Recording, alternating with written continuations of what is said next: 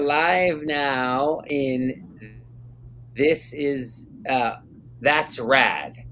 It's a new title for me to say. That's Rad. That's That's rad. the show. But I like it because for anybody out there, if anybody knows who's rad, it's John Hervey. So to be on a show that's called That's Rad, that makes total sense. That makes sense because he is rad. Well, So I think collectively, we're rad, okay. and that's the reason why we have a stream called That's Rad. That's right. Yes. Boom. We'll take that. So, So I know. So I think that the core of our show, right, is we want to talk about rad things. But as John and I were thinking about this, what are the greats studying? What are the hardcore fans studying? Or I shouldn't say studying, but look into. They're both reaching backwards and forwards, right? They're both reaching to Akira and to the latest book. That's right. And so it's like, what's something that happened 3, 5, 10, 20 years ago that's amazing and people might have missed because there's so much content, and then what's rad that's happening right now. That's right. I think there's the two sides of that. Like, I think in film we experience that all the time too. The people who really know the stuff know what's current and the greats, and so we're going to try and give you a reach forward and back on what's rad. And I'm excited to jump into it. I think, John, you're going to kickstart us out here on what is the first rad. Black Hat Cinephile. See, dude, a Black Hat Cinephile, see this beatnik look? This is hardcore, right? That's hardcore. You know Black Hat Cinephile is rad. Yeah, when he drops full beatnik on you, that man has seen every 70s film, and he's ready to go. He knows what's cool. He's a little Quentin Tarantino, mini me. You get it. So Black Hat Cinephile, I'm curious, have you seen this?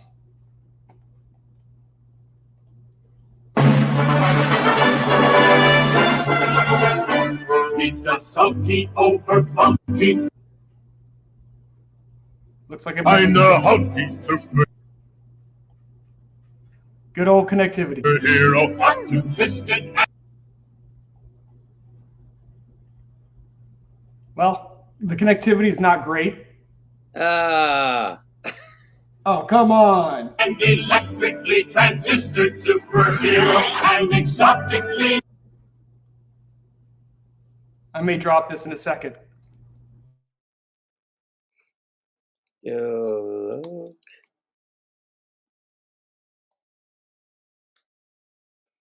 I love that Luke is here. Death metal hero, dude. One of the greats. One of the true greats. And I love it now that StreamYard, now I can post comments without having to run it on YouTube and StreamYard. Erotic and aquatic superhero. The Marvel superheroes have arrived. All right, that's it. It was going to be good. It was going to be good. Yeah. No, I know. It's fun to see, that initial Namor, and you see what's happening with Namor now. See, I always find this. Goodness. Yeah, it's kind of like I think, John, and there's a lot of people probably feel this too. It's like the constant, sort of regurgitating of an old character. Luke remembers. He knows what those shows were like. But like this regurgitating of the character. Alan Moore, I think, said this best. He called it squatting on the cultural stage. Ooh, whoa, right? Okay. Yeah, Alan Moore, I think, landed it best, where it's like you're essentially here just squatting. You're baiting because you're a corporate creator. You're not an original creator with a story that's burning that people want to hear, right? You've taken Namor because it's an established brand and you've got IP you've purchased, and then you're reinventing him in some way to maybe appeal to some different group or whatnot. And so at the same time, you make something new that then also burns the old fans, and then to avoid the guilt of the backlash from the fans, you then blame the fans, and it's like this weird cycle that just it's an unfortunate thing that has happened because there's been so much corporate consolidation in movies and television that it's like, dang, how do we? There's no respect to the creator at all, and in a pursuit of trying to include more people, you then cause a fight instead of saying, okay, great guys, you know who we don't have anything with? We don't have anything with Polynesian cultural myths. Oh, that'd be cool. I'm a super fan of those. And it's like, so you don't build something new that's fresh, or Absolutely. wherever they're going with that, is fresh and is made is out of a love. No, it's out of a bureaucratic decision. So it's always going to end up empty, which I think just continues to fuel this, this constant culture fight, which is a shame. The funny thing is, it's actually a deconstruction of culture.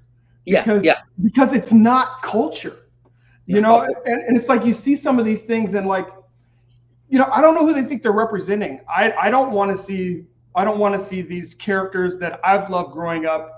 Okay, we'll turn that character black. Well, I'm like, no, don't turn that character black. Just make some other cool characters. That's right. Or as if there's only been one, or as if there's no cool black characters. They just don't exist, right? We just ignore the entire pantheon of amazing characters that have existed. The Night Thrashers, the Bishops, all these amazing characters. Where did they go? Exactly. Oh no, we have to swap somebody, create a fight. It's like, but what about all these other characters that that you built and that there were courageous people before too? It's not like all of a sudden only right now we care about this group of people. No, come on, it's absurd. There's lots the whole thing with politics and comics. So politics has always had like something kind of underlying there, but you never got preached to. Right. So like one of my favorite runs in Avengers was kind of when Byrne and George Perez. That's when I really became a collector. I mean, that's when Miss Marvel joined. Beast was a member, and Falcon was a member. And the Falcon had like a chip on his shoulder because he didn't want to just be the guy that was replacing Black Panther. So he had a chip on his shoulder. But the thing was, he proved himself as a hero. So then you're like, at that point, the Falcon is rad. So then why would the Falcon want to become Captain America if you've flipping proved yourself as a hero? Right? Wouldn't you just want to become a better Falcon? Yeah, absolutely. Right? Was the Falcon somehow not enough? Like this weird like idea that somehow it wasn't enough. It's kind of crazy because I've been doing a book with Wesley Snipes, right? Awesome. And one thing he and I chatted about, because he owned the rights to Black Panther, the film rights for it originally. He wrote a script for it.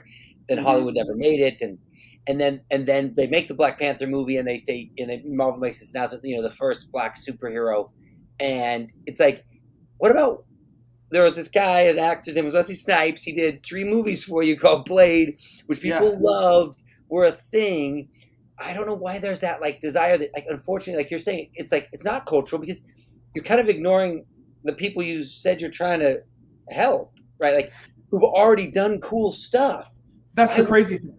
Why would you bring them out, And the thing with Blade was, if Blade hadn't succeeded, a lot of this other stuff would have never happened.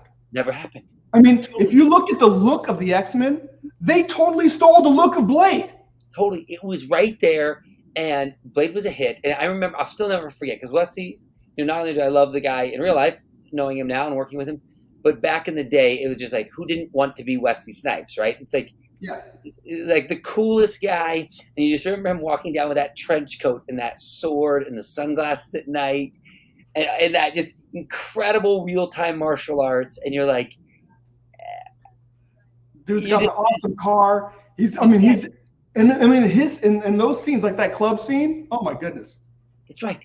It's just so amazing. I remember, and the blood coming down out of the sprinkler system. Yeah, like, it was so cool, and you didn't. And I think what was so profound about that is it just spoke to everyone, right? And this whole legacy that existed for a decade, and why abandon that? You know what I mean? And like pretend that didn't happen, or that. That's pretty much what's happened. They act like that didn't happen, and I'm just like, this is kind of what started this whole thing. So it's strange.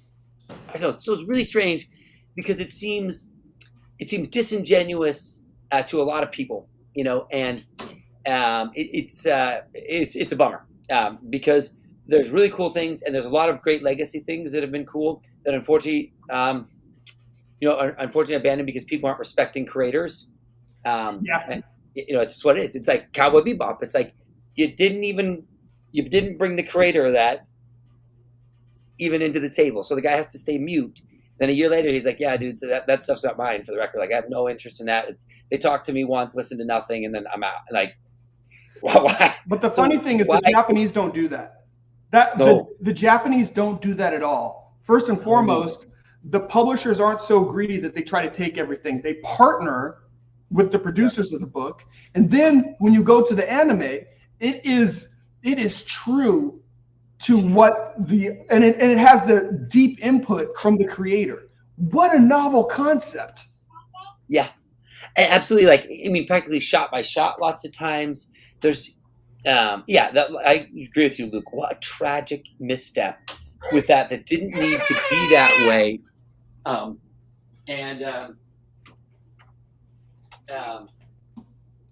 didn't need to be that tragic misstep.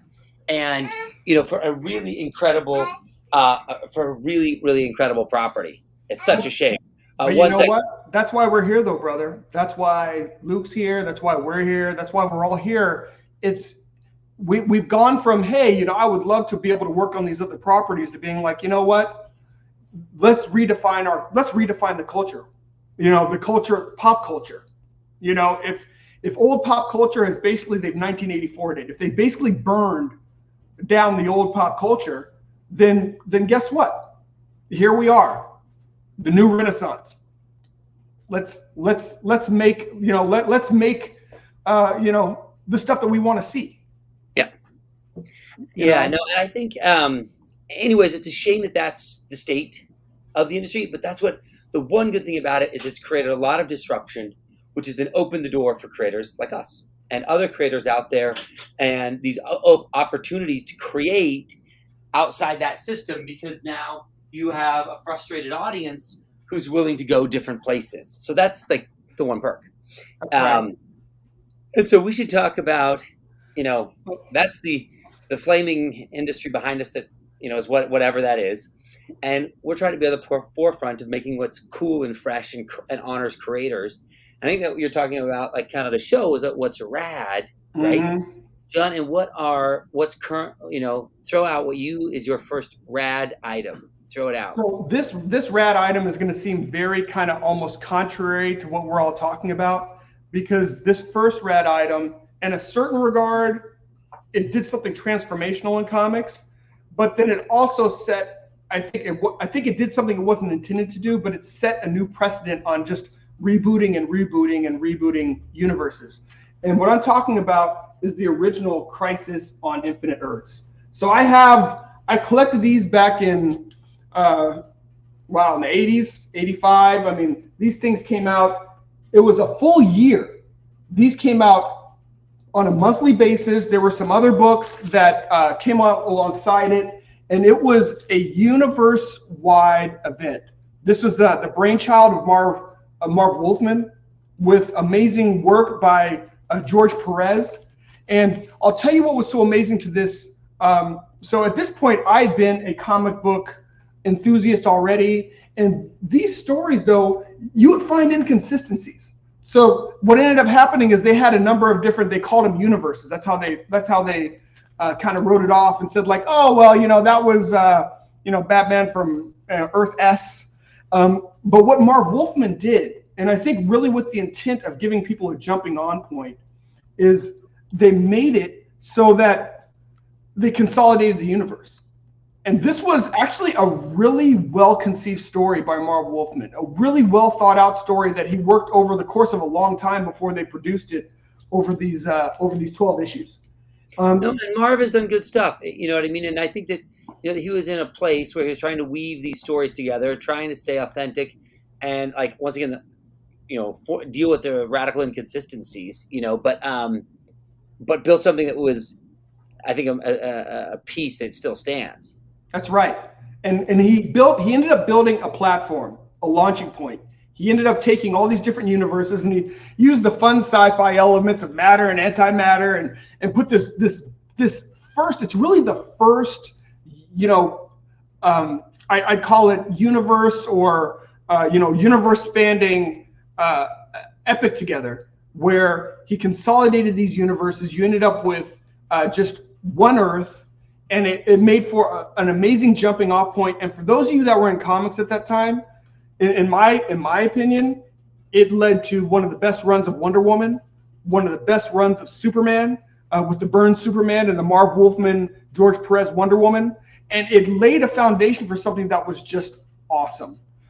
You know, Yeah. it's funny. And the reason why I like to bring this to the fore is I think we're in a place right now with indie books where we know that indie is the way. But I do like to pay a little homage to the stuff that at least got me into comics. Yeah, I mean, I love these books. Because we're all here making indie stuff because we read mainstream stuff at one point, right? Yeah. And we're probably still reading some of it today too, right? And I don't think there's a wrong thing with it, because there's still, even though there's been some things that are unfortunate in that, there's still a lot of creators in there who are committed and epic. I don't know if you saw Philip Tan the other day on Joe's stream, you know, who's doing Frank Miller's book Ronin too. It's just like, Oh, I mean, those pages, I mean, it just blows your mind every time you turn the page, you know, what Philip's doing. And like, Philip is an authentic creator who's committed to the core as an artist, you know what I mean? And he works in mainstream, he works on Frank Miller stuff, he works, you know, wherever. So I think there's a lot of good, great creators still out there. I agree. And so instead of just like, because once again, you don't just want to say, oh, mainstream bad, oh, indie good, or you know, it's still, you still got to cherry pick it. You do. And you got to look for the people who are authentic. But yeah, Crisis was and I want to put a cap on this because I want to get to yours next. Yep.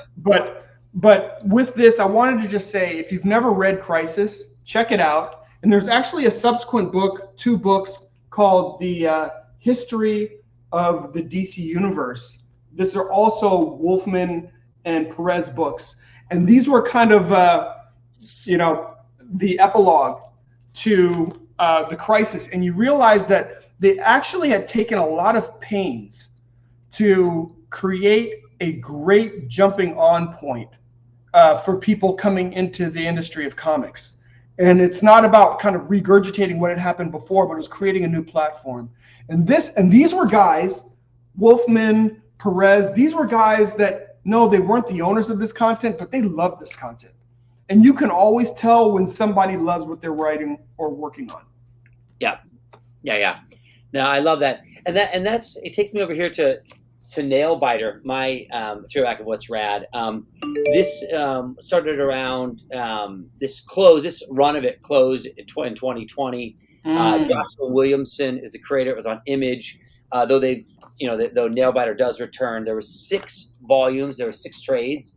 And I loved the styling on these covers for this. Same creative team for all 6 trades. And they took us through this incredibly dark and amazingly designed book and series called Nailbiter. And Nailbiter, I'll make you bigger if I can. Oh, okay, yeah. So this is Nailbiter here. And so you can see, I love this. They have this styling for all of the trades, which is really cool. I'm struggling. That's all right. But yeah, you can see, love the colors, love the lines, love the feel of this book. That's beautiful. Mike Henderson is the artist. He also did Birthright with Josh Williamson. Just an amazing tag team. So Josh Williamson, one of my favorites. I know he's been writing Marvel and DC stuff too, but it's his stuff on Image, his horror stuff that has really blown my mind. And Nailbiter, you know, for someone like myself who's a big horror fan, has been one of those amazing horror comic books ever made. What it deals with is this, you know, small town. There's a serial killer, goes by Nailbiter, who's gotten out of prison, and you know he has this obsessive thing of biting his nails. He was that kid as a child. That was his nervous tick, right? And so you get sort of this modern, slightly poppy version of Silence of the Lambs with this detective and this serial killer. The serial killer is much younger, and then the detective's daughter getting involved with the killer, and it's this unbelievably well-woven yarn in this surrounding this relationship between the serial killer and this detective and the copycat killers and other mayhem that surrounds it. And in that horror, like it deals with, you know, growing up issues in the world of a serial killer, right? It deals with like family mother-daughter struggles, but set in a horror world. And I often love that is when you get to deal with, real life human emotions, but in a horror setting. Yeah. And then Joshua Williamson also makes it fun. He just makes it incredibly fun, and the pages flow and move, and there is this, there's this great chaos to it. He also has a new book out called Dark Ride, which is about this horror book about this horror amusement park. I can't say enough good about it. It's awesome. Really? It's a horror amusement park. It's just incredible. It's kind of everything you wish. Like this says like the Devil Land is the name of the park, right? They even did like you do when you go into Disneyland and you get the brochure with where to go. Yeah. Boy, he's back at it with everything he does well. And so that's what I'm saying is rad in the horror space. Nailbiter, if you're looking for something, you get the trades, and I'm a trade guy. If you're not, I totally am. And that is rad. Yep. So I have something that is rad in more of the crime noir space. This is Stray Bullets. I collected them. Actually, this is why you need to have a good local comic shop, just like your man Luke over there. My LCS put me on to this back in '95, so I collected these. And I'll tell you, there's so many things that I love about Stray Bullets. This is, like I said, it's a crime noir. It is absolutely gorgeous, black and white art on the inside by David Lapham, and his storytelling is absolutely sublime. So I mean, you get the black and white. I mean, the art absolutely fits the type of the storytelling. And I'll tell you, the story, the way that the story is written, it's so you get the first few issues and you're getting snippets in time. Every issue is a self-contained story, but it's part of a much larger tapestry. So I think this first issue, I see it has Joey on here. You really get to learn about, it throws you right in the middle of a dark adventure with Joey, and you're just like, oh my gosh, this guy has like noodles for brains. But you learn about Joey. It takes you to the next episode. It totally skips. This is a story about Virginia, about Jenny Applejack, and you learn kind of like a little bit about her story, and then you start. But these are all different time periods. I think the first one was like in the 90s. This one is like this. I remember this was like in the late 70s because they were going to watch Star Wars. And the thing that I loved about it was it showed Star Wars at a movie theater on the banner. And who did it show as the star? Alec Guinness. Nobody knew who Mark Hamill was. Nobody knew who Harrison Ford was. It showed Alec Guinness. That was the big draw to Star Wars back in the 70s. See, that's a pretty insane. That's a cool thing to realize. And I thought about that. My parents told me that too, and that he was the draw was Obi-Wan Kenobi. Yeah. And that's cool because see, Latham, he's doing another book right now on Bad Idea. Anybody who doesn't know who Bad Idea is, this is one of the most unique publishers out there. They only distribute to 200 shops in the whole country. And they're funded by this wealthy Indian guy who's awesome. And so they take really bold maneuvers. But this is also, it's David and his wife. But it's the same thing, drawing, black and white. And he does these hard-hitting stories. I mean, he's one of the greats. I mean, it's really hard to say enough good things about Latham. He really is one of the greats. This is Stray Bullets is a tapestry. Each one of these issues, it's set in it's over a 20-year period.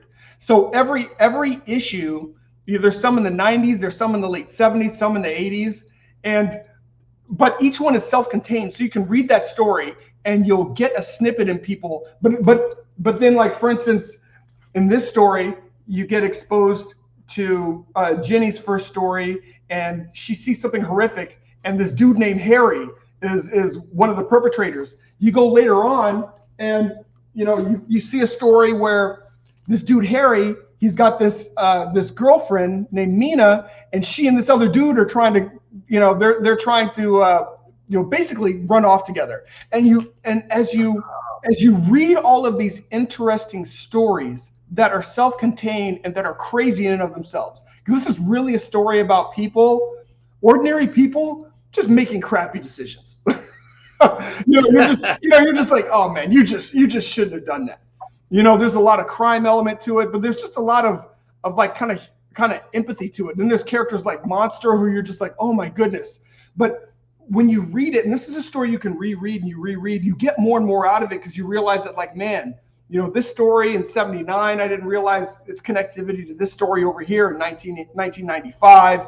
So I cannot recommend to you enough Stray Bullets. Stray Bullets is rad, and so are the accompanying books. One of as you see Virginia's story, she basically develops and it's she writes stories about, but she basically develops another identity, and it's this character Amy Racecar, and I don't know, it's like I've never done acid, but it's like to me it seems like an acid trip mixed with with memories that are convoluted. I can't say enough about Dave Lapham. I can't say enough about Stray Bullets.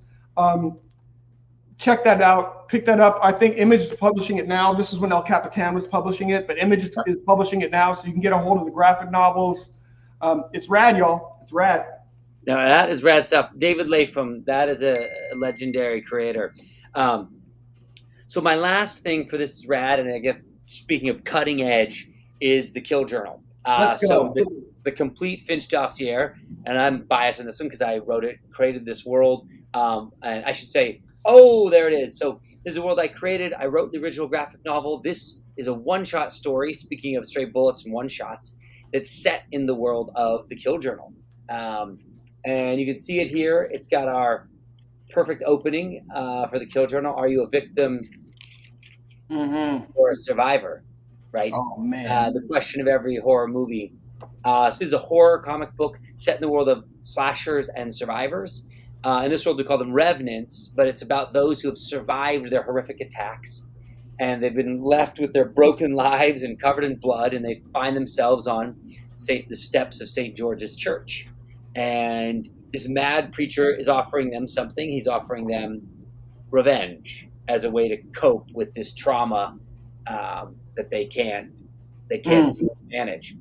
So the pages are all done by Maxie Dallow and Mike Spicer, who did Murder Falcon and Wonder Woman Dead Earth as my colorist. And this book is a foil cover. This is the proof, but it's all foiled out. So it's a shiny, sometimes the camera doesn't even do it justice. But there's only 500 of these ever going to be printed. They're going to be numbered and signed. And then you can get the original graphic novel as well on the campaign. It's just $15. 132-page, amazing story. You can see Jason Krager did the interior art on this. Look at that. Steve Cannon did the colors. It's rad. That is awesome. But this is the new book, the new one-shot. It's a special foil. It's 28 pages.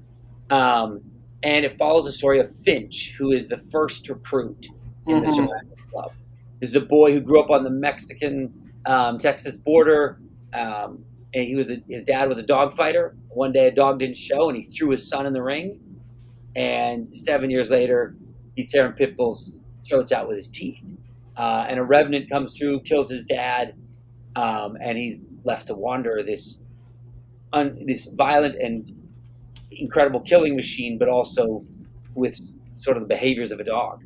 And so he's the boy who lost his dad, and then St. George is a dad who lost his son, and these two meet and begin this hunt for the Revenants. And I love this story because it takes you right into the heart of these two characters, what drives them, and then it shapes them, and they hunt this incredible character, Mr. Crispy. This is I know Chris Gal made that name. I love that name. I know, Mr. Crispy. It's such a cool name. That's courtesy of Brian Kreisgau and his genius. So I had the story. Brian Kreisgau actually wrote the script for this, and then I edited and lettered. And you can see this is his appearance over here, Mr. Crispy.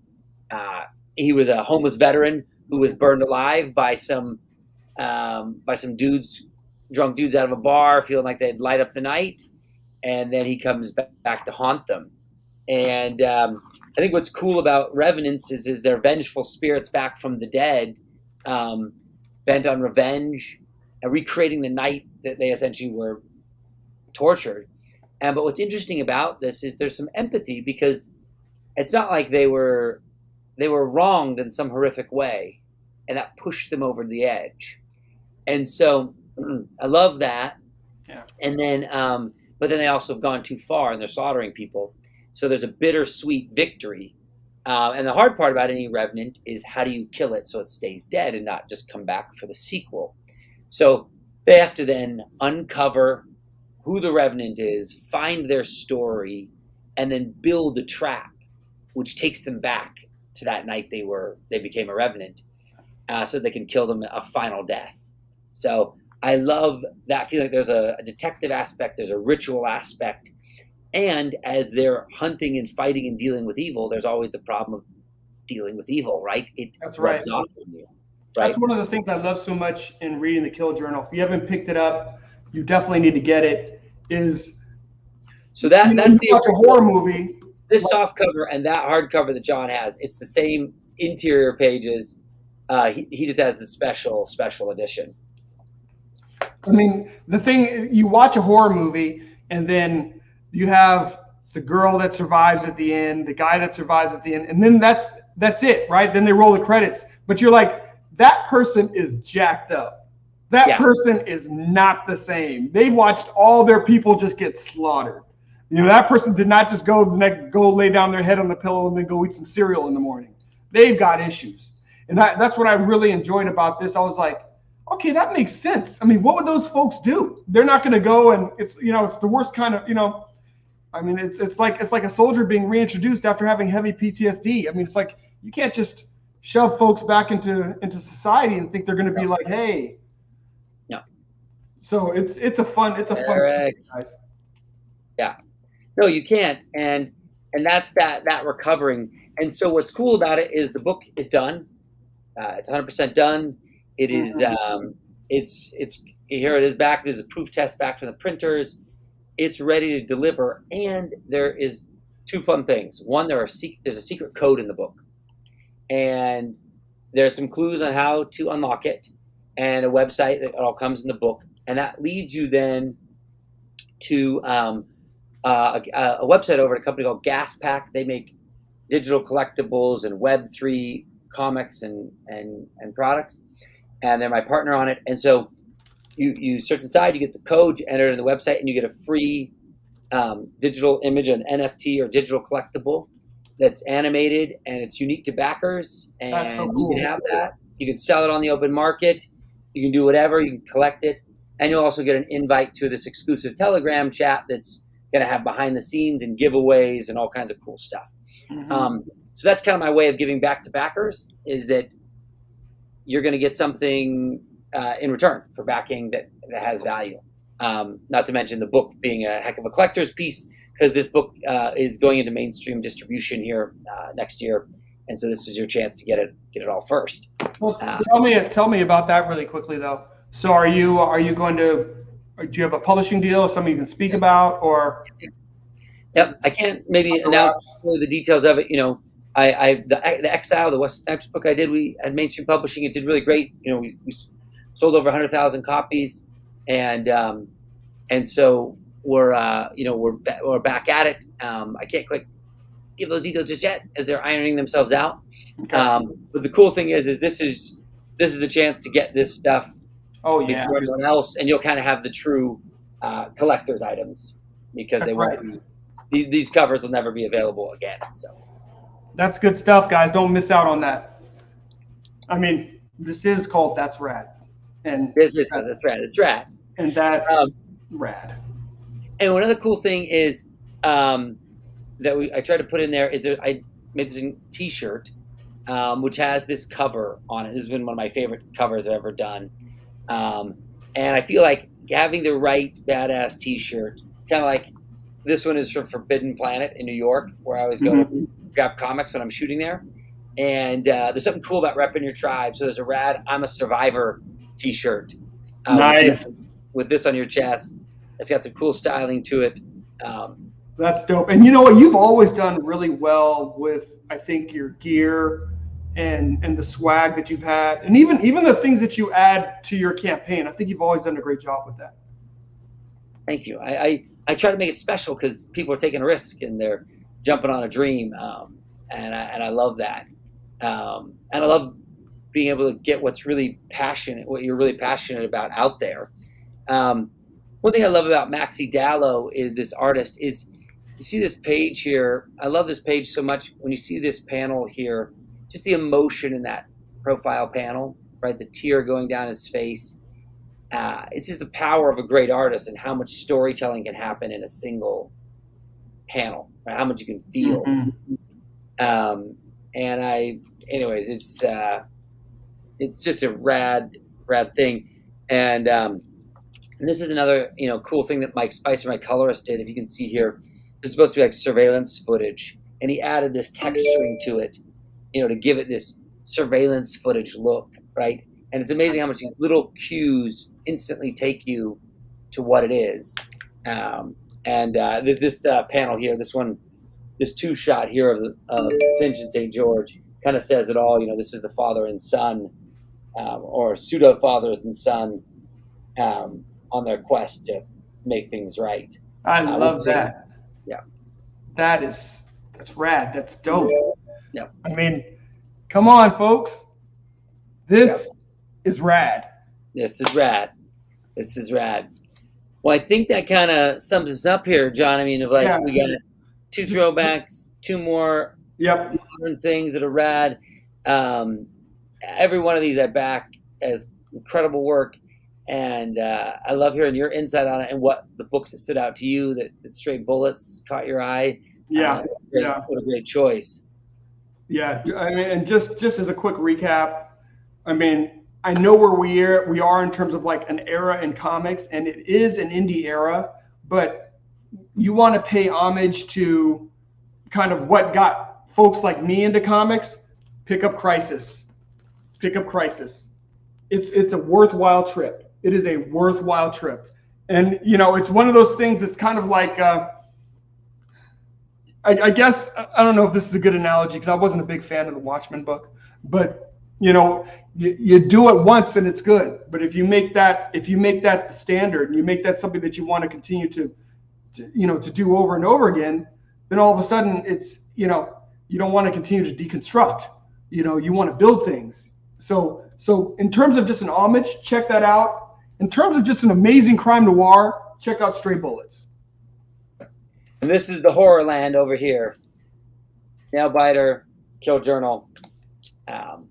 Whether you get my stuff or someone else's, it's all good. We're all in this together as creators. That's right. We are all in the same gang here. Hey, we appreciate you guys. We appreciate you all, joining us. I was just going to close out with just a quick video for the ongoing for the Black Tiger. That is actually up and running now. The list is, excuse me, not the full campaign, but the list is up and running. So let me see if I can actually do this properly, guys. As you deal with all of my not so smooth orchestration in the background. So check out Kill Journal. It's live now. How many days is that going to be? It just launched. It's got 30 days. Yeah, I was back at number 5. I was trying to get number 1, but Alex, man, golly. Alex cannot be touched. Alex is unfadable. I know, he cannot be touched. Yeah, and then I'll run the trailer for Black Tiger, and that will take us out of here, guys. And once again, thank you guys. We appreciate you.